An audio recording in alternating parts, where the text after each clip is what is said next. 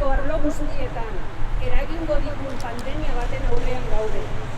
Eta etorkizun hurbilean biziko dugun egoera ere ez da samurra izango.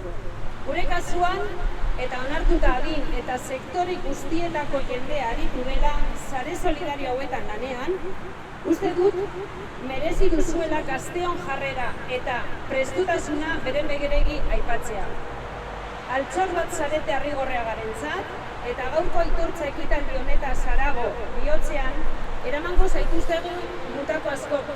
Zaintza, elkartasuna, laguntza, azken finean bizitza erdigunean jarri duzuelako.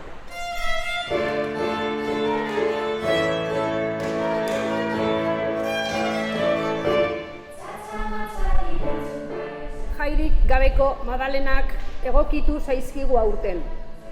Azken hilabeteak gogorrak, zailak eta arraroak izan dira oso. Agian horregaitik zaila egiten zaigu gure aldartea definitzea, alde batetik osasun krisi honetan galdu ditugunak ditugu gogoan, gaixo daudenak eta euren familiak ahaztu gabe. Eta beste alde batetik, bizitza bera da ospatu nahi duguna.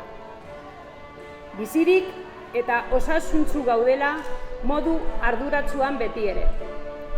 Txalo, barre eta musikaren ordez, txupin honek isiltasuna ekarriko digu ordainetan.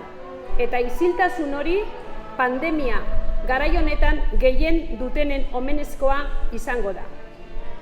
Hilabete hauetan erakutsi dugun heldutasun bera erakustea dagokigu oraingoan ere. Eta behar denean, behar den moduan jokatzeko gai garela utzi dugu argi. Denbora honeta guztian lanean jo eta zu aritu direnei zor diegu. Jairik gabeko Madalen hauetan argi izan dezagun bizitza dela handiena. Gora Arrigorriaga eta gora Madalena!